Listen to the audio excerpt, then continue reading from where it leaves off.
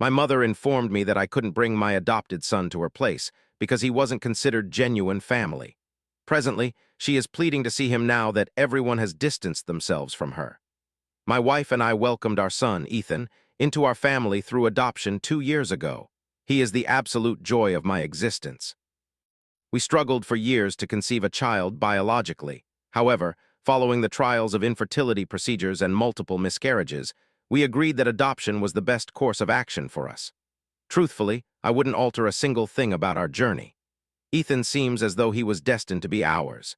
He's comical, considerate, and possesses this big, contagious laugh that can improve any bad day.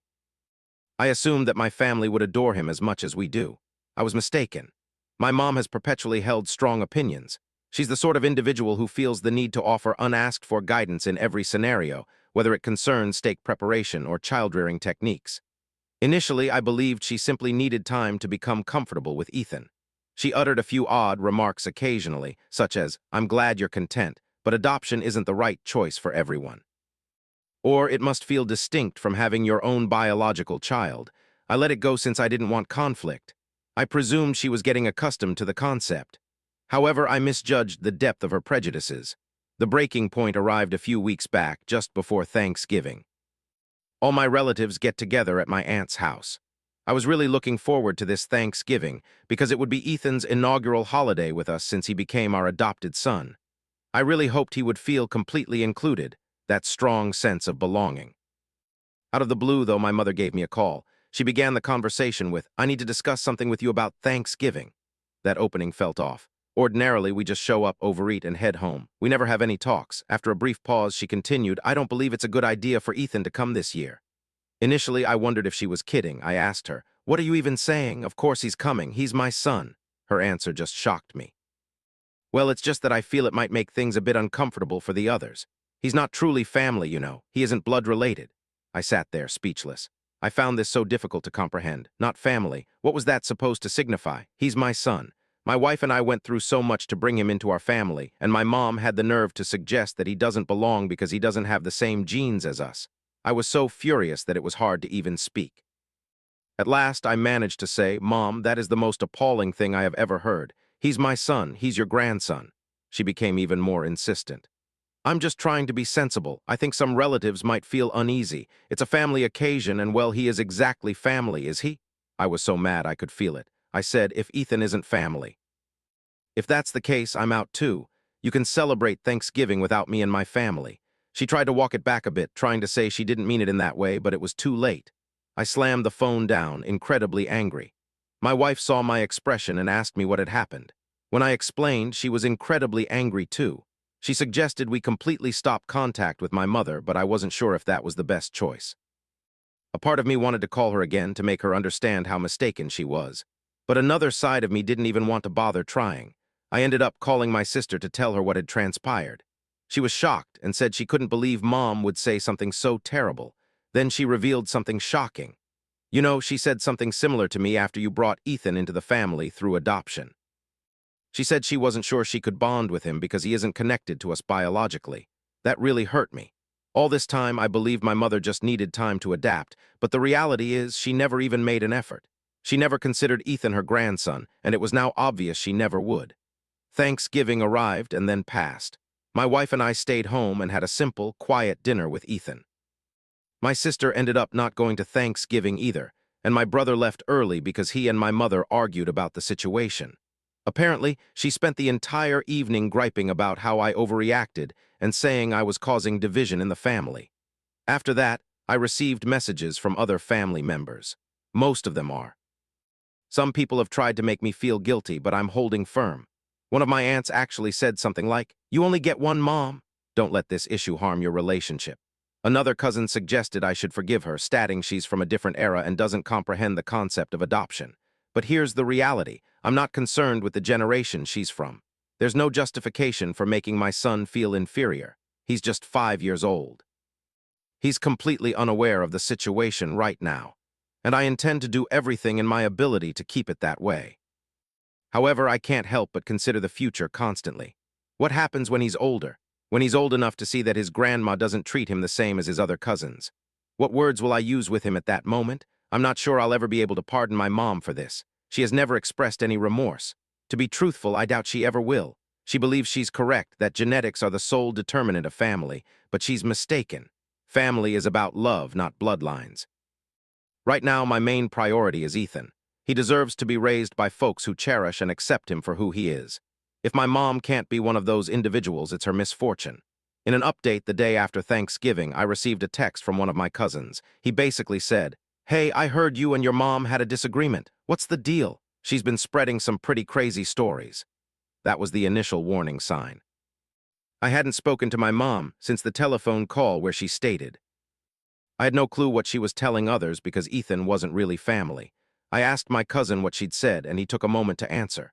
She told everyone I lost it on her because she tried to put some sensible limits on the Thanksgiving gathering.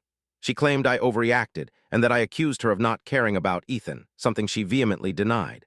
I was absolutely furious. Sensible limits? She actually tried to exclude my son from Thanksgiving because he was adopted. She said he wasn't blood-related and wasn't considered family. And now, she was changing the narrative to make me appear like the villain. The rest of that day, I was taking calls and messages from other family members. Some of them backed me up. My sister and brother both assured me they were on my side, but others were clearly believing my mom's explanation of what happened. One had even said, "I'm certain she didn't mean it the way it sounded. You should really attempt to make amends with her." It was maddening. I felt like nobody was actually hearing what I was saying. It got worse when my mom started calling my wife. She left a voicemail stating, "I don't understand why my name is so upset. I was simply trying to safeguard the family dynamic." And then she made things even more awful. "You know, it's not too late for the two of you to have a real biological child. Possibly this is all happening since you rushed into adoption without properly considering the consequences." When my wife played that message for me, I saw red. I wanted to call her right away and give her a piece of my mind, but my wife persuaded me not to. I thought to myself, it isn't worth it. She was just attempting to provoke me. However, my mother wasn't finished. She began to contact my brothers and sisters, trying to enlist them in her cause. She said to my sister, "I don't think my name realizes what he's up to. He's pushing away from us all." Over a situation that's completely fabricated. Ethan isn't truly his son. He's just pretending. And honestly, hearing her say that caused more emotional pain than I can even articulate. Ethan is asterisk my son, even though he doesn't have my genes. It doesn't make him any less a part of my family. The reality that my own mother was unwilling or unable to understand that felt like an awful blow. Just when I felt like things couldn't get any worse, they somehow did. A week after Thanksgiving, I received a phone call from Ethan's school. The person at the front desk sounded bewildered as she said, "Hi, Mister, your mother is here in the office. She claims she's here to take Ethan home, but her name isn't approved on the pickup list. Would you like me to contact you for confirmation?" I was completely shocked. I had no idea what she was doing at his school. I instructed the secretary to keep her away from Ethan and that I was on my way over immediately. When I arrived, my mom was just sitting in the front office, acting as if everything was perfectly fine. She smiled at me and remarked, "Oh, there you are," I thought. "I'd surprise you and spend some time with Ethan." I just couldn't believe her nerve. I told her, "You have no right to be here. You're not authorized to pick him up, and you are definitely not welcome after what?" She acted like she was insulted. Being his grandmother, I asserted my right to see him. I stared right at her and said, "You don't." Not after the things she said about him. You don't get to act as though he's not part of this family and then waltz in here as if nothing happened. She began to cry, creating a spectacle in front of the school staff. She pleaded, "I just want to be a part of his life. Why are you punishing me for telling the truth?" That's when I'd had enough. I told her to go and made it very clear that if she returned to Ethan's school, I'd call the cops. After that whole school episode, I understood I couldn't permit her to keep overstepping. I told my brothers and sisters about the situation, and although they were shocked, they still attempted to play the peacemaker. My sister said, "You must speak with her. She's falling apart, and I think she's doing all of this because she feels like she's losing control." That might be the truth, but it was not my concern. It wasn't about her feelings. It was about protecting my son. Ethan is only 5. He's oblivious to what is going on, and I hope it stays that way. But I won't permit my mom's conduct to continue. She's already demonstrated that she'll manipulate people, distort the truth, and even cross boundaries like showing up at his school. At this point, I completely lack faith in her. I sent her a text explaining that until she offers a true apology and tries to improve, I don't want her in my life. I made it happen. I made it very plain that if she ever shows disrespect to my son a second time, there won't be any opportunity to make amends. She sent a long, overly emotional text, essentially saying I was wrecking the family and prioritizing someone new instead of my own mom. I just didn't reply. My most important concern is Ethan. He deserves to be raised in a family setting where he feels loved and embraced, and I'll do whatever I have to in order to provide that. If completely removing my mom from my life is what's required, that's what it'll be. This is the last update. My mom was far more affected by the fallout from the school situation than I believe she expected. My brothers and sisters, who had tried to step in and fix things, started to distance themselves. My sister stopped including her in invitations, and my brother spoke to her less often on the phone. My cousins, some of whom had been on her side at first, also began to realize she was being manipulative. Apparently, she'd been going around telling everyone that I was deliberately keeping Ethan away from her, just to make her angry. But once people found out what had occurred at the school, they started questioning her actions. I didn't try to turn anyone against her, but I also didn't lie about the situation. Whenever someone asked me what was happening, I told them exactly what she had said about Ethan and how she tried to explain it. I believe many of them were really surprised. This wasn't just a simple argument. It concerned a little boy, only 5 years old, who had done nothing wrong and didn't deserve to be made to feel like he wasn't important. Over time, her calls decreased in frequency, and I quickly discovered my family wasn't as ready to support me as I'd anticipated. Yet rather than consider my own behavior, I became more entrenched.